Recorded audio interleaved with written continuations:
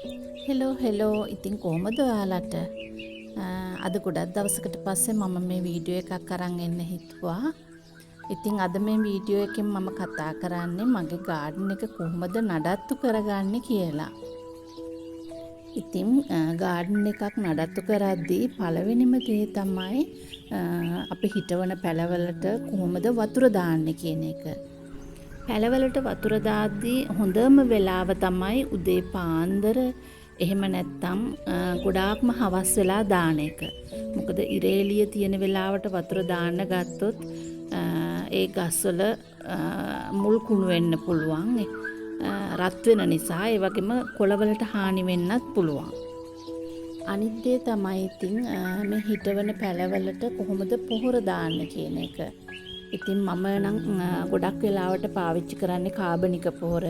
ඒ කියන්නේ දි รา ගිය කොළ රොඩු ඊට අමතරව කෙසෙල් එලි එතකොට අපි කිචන් එකෙන් විසි කරන අනිත් පොතු වර්ග කොළ වර්ග ඒ වගේ දේවල් තමයි මම ගොඩාක් මේ මල් පැලවලට දාන්නේ.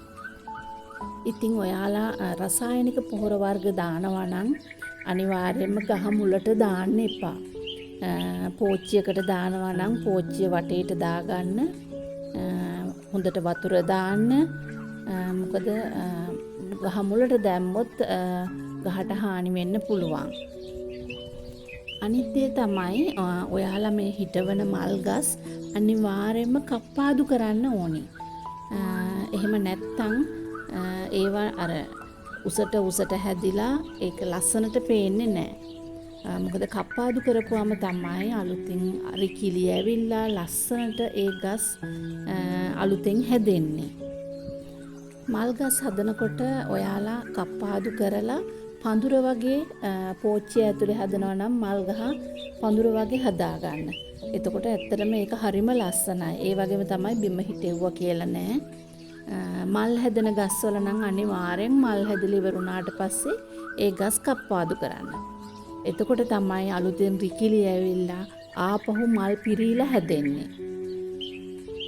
ඉතින් මේ පේනවා වගේ මගේ ගාඩන් එක ඔයාලට මෙච්චර ලස්සනට පේන්න එක හේතුවක් තමයි මම උදේට ගාඩන් එකට ආවට පස්සේ මේ ගස්වල තියෙන ඔක්කොම මැරුණු කොළ, ඉදිච්ච කොළ ඔක්කොම කඩලා හරි කපලා හරි අයින් කරනවා.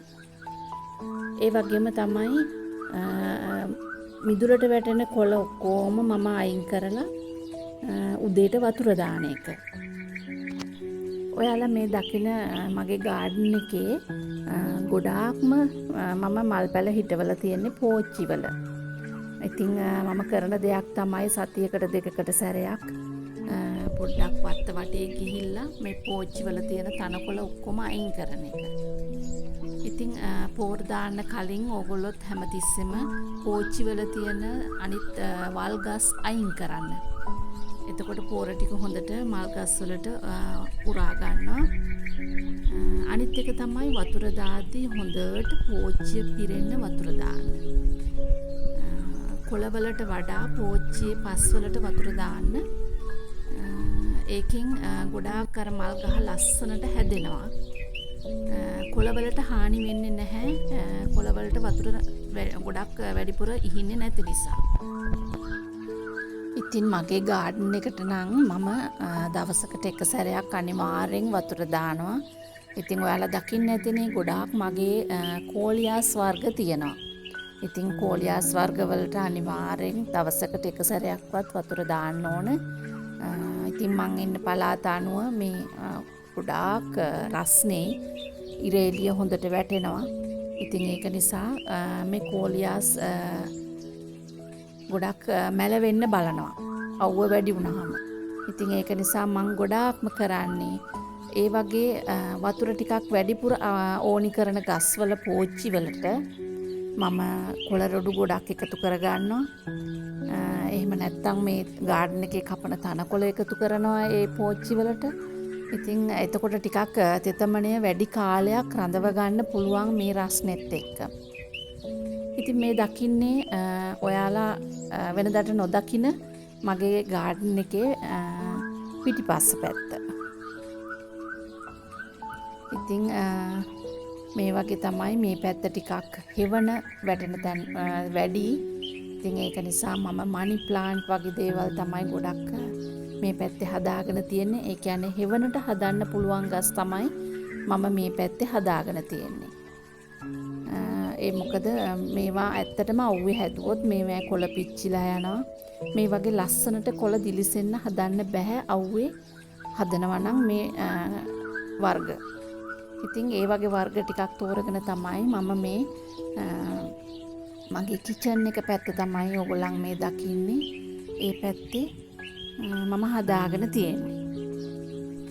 ඔයාලා දැක්කනේ මගේ ගාඩන් එකේ අල්ලලා තියෙන්නේ තනකොළ. එතකොට දැන් මේ කිචන් එක හරියේ ඇත්තටම තනකොළ ටික ඔක්කොම මැරිලා ගිහිල්ලා. ඒකට හේතුව තමයි ඉතින් අවුව වැටෙන්නේ නැති එක. තනකොළ වවනවා නම් අනිවාර්යෙන් අවුව තියෙන තැන් වලට තමයි තනකොළ හරියන්නේ. ඉතින් මගේ ගාඩන් එකේ ඉස්සරහ ටිකට හොඳට අවුව වැටෙන නිසා ඒ පැත්තේ හොඳටම තනකොළ වැවෙනවා. හැබැයි ඉතින් මේ හරියේ තනකොළ ඔක්කොම මැරිලා ගිහිල්ලා තියෙන්නේ. ඒකට හේතුව තමයි ඉතින් ඉරේලිය වැටෙන්නේ නැති එක. ඒ වගේම තමයි ඉතින් තනකොළ දාලා තියෙනවා නම් තනකොළ මේන්ටේන් කරන්න ඕන වෙනම. ඉතින් ඒ ගැන මම වීඩියෝ එකක් ඔයගොල්ලන්ට දාලා තියෙනවා. ඒක බලන්න. ඉතින් මාසෙකට සැරයක් මම නම් මගේ ගාඩන් එකේ තනකොළ කපනවා. ඒ වගේම තමයි ඉතින් තනකොළ වලට අමතරව අර වල් පැල තව මතුවෙනවා තනකොළ අතරින්. ඉතින් ඒ වගේ ඒවා අනිවාර්යෙන් ගලවලා අයින් කරන්නම ඕනේ.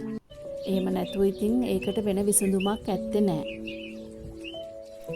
මගේ ගාඩන් එක ඔයාලා ලස්සනට දකිනවා නම් ඒකට ප්‍රධානම හේතුව තමයි පිරිසිදුකම සහ පිළිවෙල. ඉතින් මං හිතනවා ඔයාලටත් මේ වීඩියෝ එක බලලා ඔයාලගේ ගාඩන් එක හදාගන්න අදහසක් ගන්න පුළුවන් වෙයි කියලා. ඉතින් තව මොනවා හරි තියෙනවා නම් මට කමෙන්ට් එකකින් දාන්න. අදට මම ගිහිල්ලා එන්නම්. ඔයාලා හැමෝටම සුබ දවසක්.